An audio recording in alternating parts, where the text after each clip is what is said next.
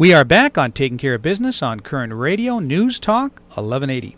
Clay, I've been looking forward to this show for a while. Our great first guest and our second guest is an author, political commentator, and host of the Tony Katz Show on the All Patriots Media Network. What's his name? Tony Katz.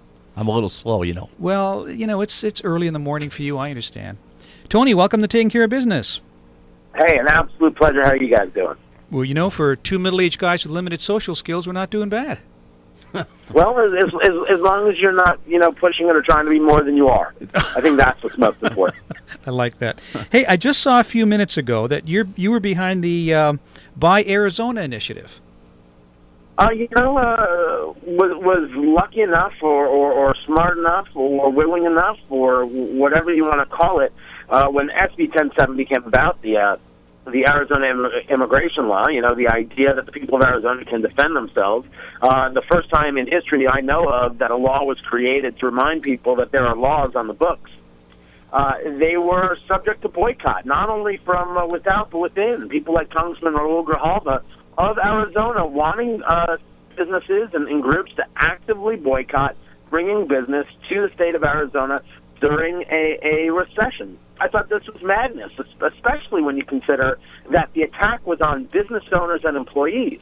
You want to get upset with state legislators or the governor, you try and vote those people out, that's fine. That's the process. That's something we should all be engaged in. But this was an attack on business owners and employees. It wasn't something I was going to stand for. So we started offering on my show free radio ads.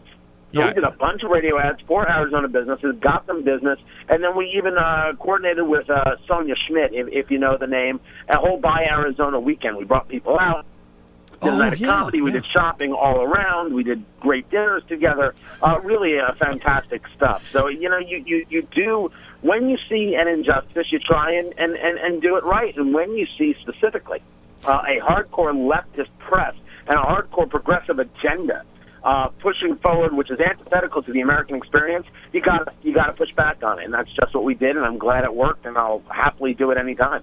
Tony, it's funny when you guys did that. I remember it reminded me of the time that Rush Limbaugh.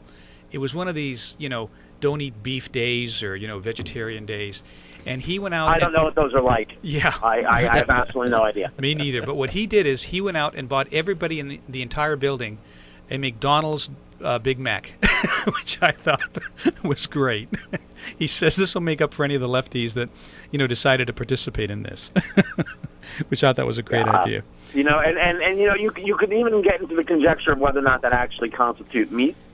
But I have very little against McDonald's. I think they do fine work, and I think if you work in the McDonald's in North Dakota with all the boom that's going on in the oil and gas, if you can get like $30 an hour. I think the Dairy Queens in North Dakota are paying $30 an hour. So if you're ever thinking of changing gigs, North Dakota is where it's at. There was a great gig. Speaking of McDonald's, I just had to throw this in. I don't know if you remember this, but Johnny Carson years and years ago said, let's see, I think at that time McDonald's had sold their second billionth hamburger, and he said they're on their third pound of beef. Nice. And the next day he had to do a retraction for some strange reason. Well, hey, our legislature is going to work its tail off to see if they can stop progression in North Dakota. If you didn't know that. You know what? I wouldn't be surprised. North Dakota right now, the second largest oil-producing state in the nation. They're pushing out 200,000 barrels a day. They actually produce more oil than, I believe it's Ecuador, which is an OPEC nation. So there's really a very, very interesting look that we got to take at our own energy independence. I was just in Florida with the Free Our Fuel rallies, which is about just that. We have what it takes to be energy independent. What's happening now between, I think it's Wyoming, Utah, and Colorado, that new natural gas, that new natural resources field, we have what it takes to be completely energy independent. We have what it takes to take care of American needs first and then engage the world market. I'm in favor of us doing that, and it's obvious that President Obama and the hardcore progressives are not in favor of that mentality. They're buying with $2 billion to Petrobras in Brazil. for them to do oil exploration, but they're not okay with us and our own oil exploration, and never believe the hype or the lie that oil exploration is up because of President Obama. He has rescinded more licenses than anybody else. The drilling and the exploration that you see right now has to deal with private lands, not public lands. Wait until we get a president in there who actually believes that we should be energy independent. You will not believe the amount of work and the amount of opportunity and prosperity that's going to flow from it. Well, the problem we keep hearing, of course, it's going to be 10 years before we're going to see that. Well, hell, if we'd have started 10 years ago when we first talked about it, we'd be way ahead of the game. That's absolutely correct. Hey, listen, I'm a Tea Party guy. It's going to take me 10 years of elections just to get people into office who understand that we're serious about the things we're talking about. Not that they can just run on a bunch of hype, get elected, and go back to those old partisan, not partisan, but establishment ways. Yeah. So, things take time, and I got time. Yep. As long as we're moving the country in the right direction, I got nothing but time. Well, in Clay's case, I don't know how much time he has left, but, he may have enough time. Well, Tony, you're getting me wound up here. We're having a conversation I've been told. We're having a conversation with Tony Katz from the Tony Katz Show. Tony, what attracted me first to your to calling you was an article you had done on, which I didn't think got as much play as it should, was our new French Prime Minister. Love him. Oh yeah, Francois Hollande. Is that how they pronounce it? Holland. Okay. Except is the H silent? Is it Francois? Francois Hollande. Listen. The socialists from France will do you just fine. In case we're worried about pronunciation. Right. I mean, this guy's a disaster. That's more than okay. Yeah, he hates capitalism. He's a disaster. Yeah. Well, he will be a disaster. He's only been in office a few days now. This is a man who has spoken very clearly and very specifically in detail about his disdain for capitalism. He wants to, his words, not mine, curtail Paris's influence, its economic influence, and curtail its use as a capital of finance.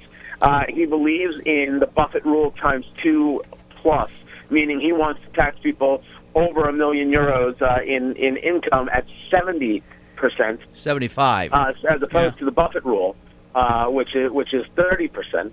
And most importantly, he wants to reduce the retirement age from 62 to 60. Leave it to the French to figure out how to do even less and get even more. And most importantly, he is completely opposed to austerity, which puts him directly in the corner of people like Paul Koerner. And, of course, the Greeks. The Greeks are so opposed to austerity that 22 of their seats went to the Golden Dawn Party, which is a neo-Nazi party. The leader of that party has stated that they don't need the IMF bailouts, nor do they need the EU bailouts, because, after all, Greece is a rich nation. Now, I don't know how much you follow Greek politics or Greek economics. They've been run on the banks for the past few days. Greece is not a rich nation. Greece is an extremely poor nation with a massive amount of debt. What they are saying is that Greece has rich people, and they'll just take the money from the rich people. You take a look at what's happening in Greece. You take a look at Francois Hollande and the election in France and what it is he believes in, and then you take a look at the Occupy movement here in the United States, and one of these things is just like the other. Exactly. All of them believe that they can just take from somebody else and everything will be okay, but it doesn't work. It has never worked in any kind of world history. It never provides growth. It always provides and a result that ends in utter disaster, in utter humiliation, in utter death and destruction and despair.